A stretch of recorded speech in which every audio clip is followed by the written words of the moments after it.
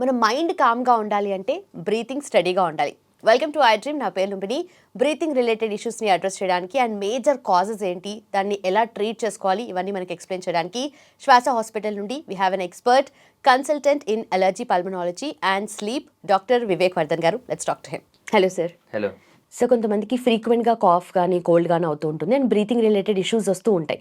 అంటే దీనికి main reasons ఏముంటాయి అంటారు? కాఫ్కి చాలా కాజెస్ ఉంటాయండి. మనకి వైరల్ ఇన్ఫెక్షన్స్ వల్ల రావచ్చు, which is temporary, 2-3 days, 1 week. ఇంకొంతమందికి ఆస్మా వల్ల రావచ్చు, విచ్ ఇస్ క్రానిక్, నైట్స్ ఎక్కువ ఉంటుంది. ఓకే. కొంతమంది గ్యాస్ట్రిక్ ఇష్యూస్, జీఆర్డీ అంటాం, దానివల్ల రావచ్చు, దాంట్లో కూడా నైట్స్ ఎక్కువ ఉంటుంది మనకి కాఫ్. ఇంకా కొంతమందికి సిఓపిడి వల్ల వస్తుంది, ఇంకొంతమందికి ఐఎల్డి అనే డిసీజ్ వల్ల వస్తుంది. బ్రీతింగ్ ప్రాబ్లమ్స్ కూడా అంతే, asthma, COPD, ILD. Of course ఇవన్నీ లంగ్స్ సంబంధించి చెప్తున్నాను నేను. But heart diseases, kidney diseases, వీటిలో కూడా ఆయాసం ఉంటుంది. ఓకే. ఓకే, దగ్గు కూడా ఉండొచ్చు కొన్ని హార్ట్ డిసీజ్లో. సో పర్ఫెక్ట్గా ఐడెంటిఫై చేయాలంటే ఒక పల్మనాలజిస్ట్ని కన్సల్ట్ అవ్వడము, కార్డియాలజిస్ట్ని కన్సల్ట్ అవ్వడం చేస్తే కారణం ఏంటో తెలుసుకునే అవకాశం ఉంటుంది. వాళ్ళని ఎగ్జామిన్ చేసి దాని తర్వాత టెస్ట్ చేసి తెలుసుకుంటాం. ఐఎల్డీలో ఏంటి అంటే కాఫ్, బ్రెత్లెస్నెస్ రెండు ఉంటాయి. బట్ ఐఎల్డి అంటే ఏంటి సార్? ఐఎల్డి అంటే ఇంటర్స్టిషియల్ లంగ్ డిసీజ్ అంటాం. అంటే it's a very complicated term. సింపుల్గా చెప్పాలి అంటే మన లంగ్స్ అనేవి పింక్ కలర్ మెత్తగా ఉంటాయి అనమాట. So they very smooth, just like bread అనుకోండి. ఇంకా అదే బ్రెడ్ని మనం కాలిస్తే ఏమవుతుంది? It becomes like rusk. Rusk ఎట్లా ఉంటుంది? It's dried, it's hard. So ILD అంటే అది. అంటే సాఫ్ట్ అండ్ స్మూత్ లంగ్స్ కాస్త హార్డ్ అండ్ డ్రై లంగ్స్ లాగా మారడాన్ని ఐఎల్డి అంటాం, ఇంటర్స్టిషియల్ లంగ్ డిసీజ్. ఒక 200 టైప్స్ ఉన్నాయి. ఇవి very very different types of causes ఉంటాయి దీనికి. సో ఈ డిసీజ్లో ఏంటి అంటే స్లోగా కాఫ్తో స్టార్ట్ అవుతుంది. వాళ్ళ cough usually typically dry cough ఉంటుంది. ఐఎల్డి కాఫ్ నిమోనియా లాగా, వెట్ లాగా ఉండదు. It is usually dry cough. So ఈ డ్రై కాఫ్ అనేది వాళ్ళకి ఎనీ టైం రావచ్చు. యూజువలీ ఆస్మా అంటే ఈ కోల్డ్ ఐటమ్స్ తీసుకున్నప్పుడు, లేదా ఈ డస్ట్కి వెళ్ళినప్పుడు, లేదా వెదర్ చేంజ్ అయినప్పుడు, నైట్స్, ఇప్పుడు అలా ఉంటుంది. ఐఎల్డి కాఫ్ ఎనీ టైం ఉంటుంది. తర్వాత ఆఫ్ కోర్స్ కోల్డ్ ఎయిర్ వస్తే వాళ్ళకి కూడా కొంచెం ట్రిగ్గర్ అవ్వచ్చు. ఇది పర్టికులర్ ఐఎల్డి అనేది చిన్నపిల్లల్లో చాలా రేర్, పెద్దవాళ్ళలో చూస్తుంటాం. ఇప్పుడు మనకున్న పొల్యూషన్కి, కెమికల్ ఎక్స్పోజర్కి, ఆక్యుపేషనల్ ఐఎల్డీస్ అంటాం. అంటే వాళ్ళ ఆక్యుపేషన్ బట్టి కొంతమందికి మెటల్స్ తోటి వర్క్ ఉంటుంది, మెటల్ ఫ్యూమ్స్ పీలుస్తారు. కొంతమందికి కెమికల్స్ తోటి వర్క్ ఉంటుంది, కెమికల్స్ పీలుస్తారు. ఇంకొంతమంది కొంచెం స్ట్రాంగ్ నాక్షియస్ గ్యాసెస్ ఉంటాయి, అవి పీలుస్తారు.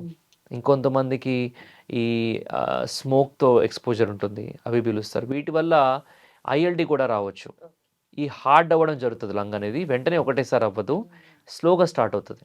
అది 1% దగ్గర స్టార్ట్ అయ్యి 50%కి వచ్చేసరికి పేషెంట్ చాలా ఆయాసపడుతూ ఉంటాడు అనమాట. ఇంకా అంటే ఆల్మోస్ట్ 50% ఎఫెక్ట్ ఏంటంటే చాలా సివియర్గా ఎఫెక్ట్ అయినట్టే.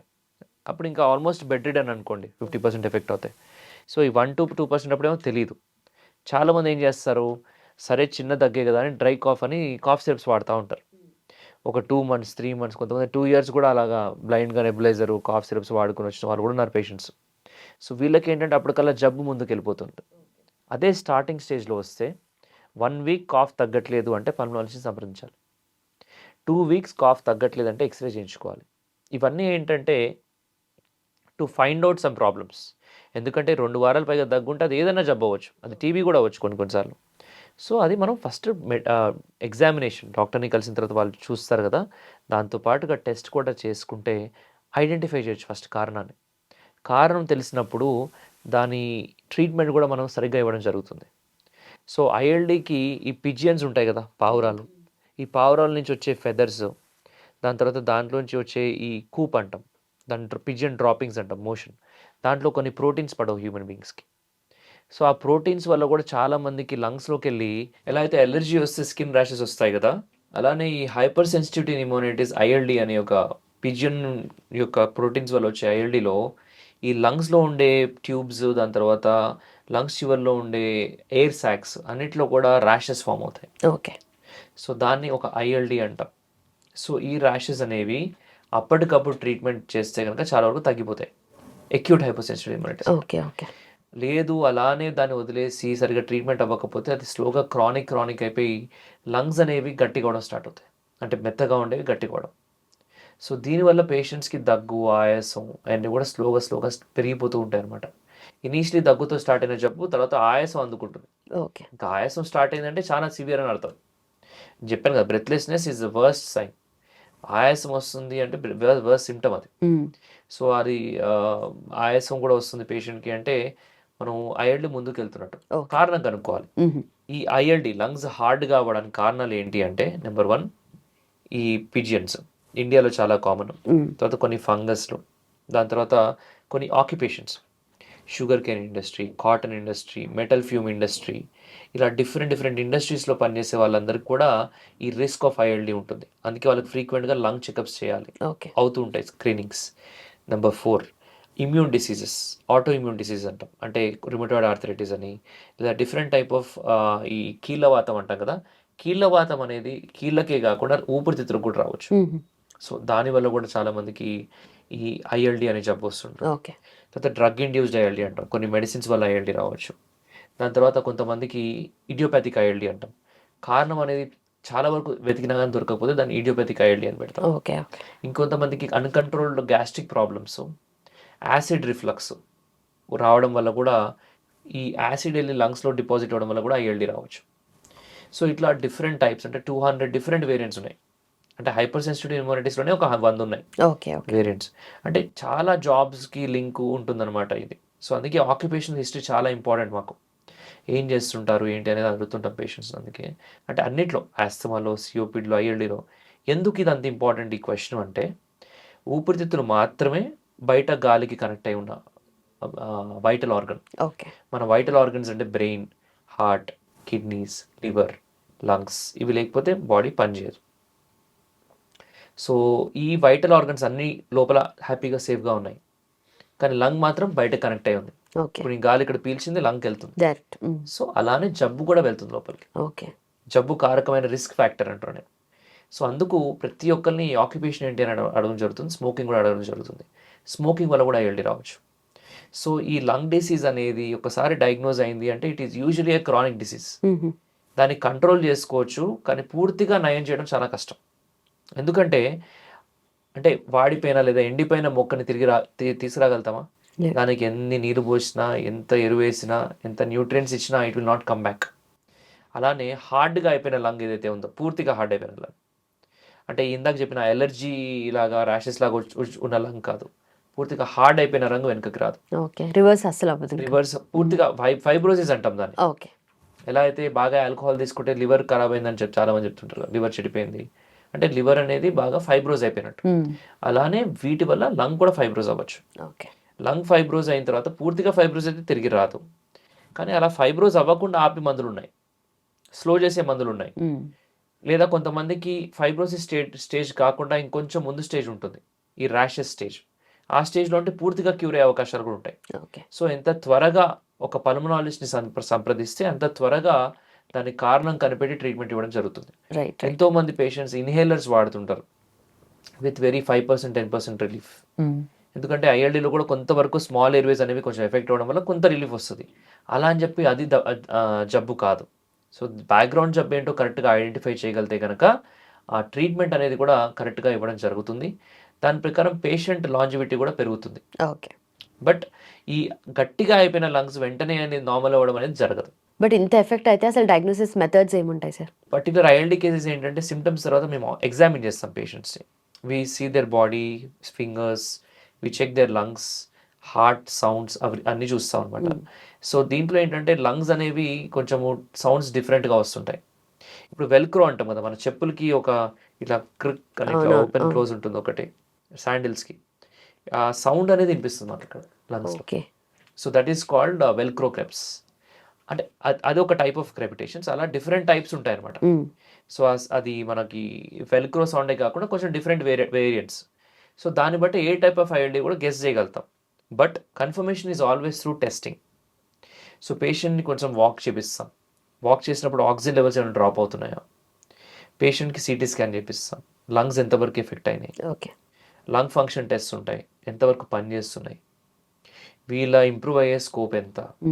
సో ఇవన్నీ ఉన్నాయి. ఓకే, అసలు ఇవన్నీ ఎందుకు ఉన్నాయి అని కొన్ని బ్లడ్ టెస్ట్ చేపిస్తాం. So it's a long process to identify diagnosis. Problem ఉంది కానీ ఎగ్జాక్ట్లీ ఏంటని తెలుసుకోవడం కోసం ఇవన్నీ కూడా స్టెప్ బై స్టెప్ అప్రోచ్ ఉంటుంది. దాని ప్రకారం ఒక దానికి నారో డౌన్ అయిన తర్వాత ఇది జబ్బు అని తెలిసిన తర్వాత దాన్ని ట్రీట్ చేయడం స్టార్ట్ చేస్తాం. ఓకే. సో ఆ ట్రీట్మెంట్ అనేది నడుస్తూ ఉంటే పేషెంట్ అనేది ఇంప్రూవ్మెంట్ తెలిసిపోతూ ఉంటుంది.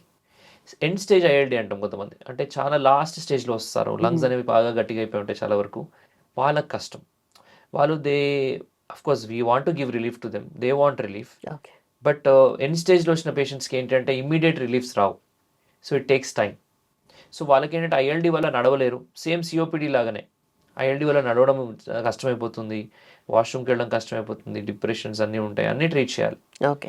లంగ్ కెపాసిటీ తక్కువ ఉంటుంది, ఇన్ఫెక్షన్స్ వచ్చే ఛాన్సెస్ ఎక్కువ ఉంటాయి, వ్యాక్సినేషన్స్ ఇవ్వాలి, ఫిజియోథెరపీ నేర్పించాలి, హై ప్రోటీన్ డైట్ ఇవ్వాలి, సో దాంతోపాటు మెడికేషన్.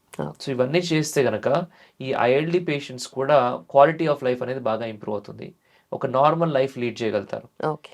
ఎవరికైతే ఐఎల్డి బాగా సివియర్గా అయిపోయిందో, తీవ్రంగా అయిన వాళ్ళకి స్లోగా హార్ట్ కూడా ఎఫెక్ట్ అవుతుంది, అంటే కార్పల్మనరీ అంటాం. సో లంగ్ డిసీజ్ వల్ల హార్ట్ ఎఫెక్ట్ అవుతుంది. ఎందుకు? Lungs and heart are connected with veins and arteries. అక్కడ నుంచి మనకు బ్లడ్ అనేది అటు ఇటు షిఫ్ట్ అవుతూ ఉంటుంది. అంటే లంగ్ ఏమో బ్లడ్ని ప్యూర్ చేస్తుంటుంది, హార్ట్ పంప్ చేస్తే ఇది ప్యూర్ చేస్తుంది. సో ఈ మధ్యలో ఉండే రక్తనాళాలలో కూడా ప్రెషర్ పెరిగిపోతుంటుంది, హార్ట్ ప్రెషర్ పెరిగిపోతుంది. సో దీనివల్ల హార్ట్ ఎఫెక్ట్ అయిపోవడం కూడా జరుగుతుంది పేషెంట్స్. సో వాళ్ళకి ఆక్సిజన్ పెట్టుకోని చెప్తాం ఇంట్లో. సో స్టేజ్ బట్టి ట్రీట్మెంట్ ఉంటుంది. Okay. So avoidance is also very important ఈ పేషెంట్స్. అసలు ఎందుకు వచ్చింది, రూట్ కాజ్ ఏంటి తెలుసుకొని దాని నుంచి పడేయడం ఫస్ట్, ఓకే. తర్వాత జబ్బును ట్రీట్ చేయడం. రెండు చేసినట్టయితే కనుక పేషెంట్స్కి మంచి ట్రీట్మెంట్ దొరికే అవకాశం ఉంటుంది. రైట్. అండ్ అవాయిడెన్స్ అన్నారు కదా, అందరికీ జనరిక్గా ఎలాంటి అవాయిడెన్స్ ఉంటుంది? అదే చెప్తున్నాం కదా, మాస్క్ అనేది చాలా ఇంపార్టెంట్. సో మీ వర్క్ ప్లేస్లో ఒకవేళ if you are doing work in a place ఇక్కడ వాళ్ళకి స్మెల్స్ కానీ ఈ ఫ్యూమ్స్ కానీ స్మోక్ కానీ డస్ట్ హెవీగా ఉన్నాయంటే ఆ ప్లేసెస్లో ఉన్న వాళ్ళు ఖచ్చితంగా N95 మాస్కే వేసుకోవాలి, సర్జికల్ మాస్క్ కాదు. రోడ్ పైన వెళ్ళినప్పుడు కూడా N95 వేసుకోవడం better, especially in centre cities pollution ఎక్కువ ఉన్నప్పుడు. తక్కువ పొల్యూషన్ ఉన్నా లేదా N95 వేసుకోలేకపోయిన వాళ్ళకి అట్లీస్ట్ సర్జికల్ మాస్క్ వేసుకోండి, ఓకే. బట్ క్లాత్ మాస్క్ అనేది వాడకండి, that is useless. And take vaccinations even though you are healthy. ఎందుకంటే ఫ్లూస్ వచ్చినప్పుడు కూడా కొంతమందికి పోస్ట్ ఇన్ఫెక్టివ్ ఐఎల్డీస్ వస్తాయి. మన కోవిడ్ టైంలో చాలా మందికి చూసాం. అంటే అది యూజువలీ ఏంటంటే టెంపరీ చేంజ్, కొన్ని నెలల నుంచి సంవత్సరాలు నార్మల్ అయిపోయినాయి చాలా మందికి, బట్ టెంపరీగా ఎఫెక్ట్ అవ్వడం జరుగుతుంది. So better to protect your lungs. So prevention is always better than cure. Okay. So that is what we always reinforce from our Swasa foundation. So treat one, aware all. So awareness అనేది అందరికీ ఇవ్వాలి, treatment అవసరమైన వాళ్ళకి ఇవ్వాలి. So that is what we do, awareness to all on behalf of Swasa Foundation, and treatment from Swasa Hospital. Right. So at our center we see a lot of ILD cases, COPD, asthma. So ఇవన్నీ ఏంటి అంటే ఒక lung centre కాబట్టి మాది exclusively.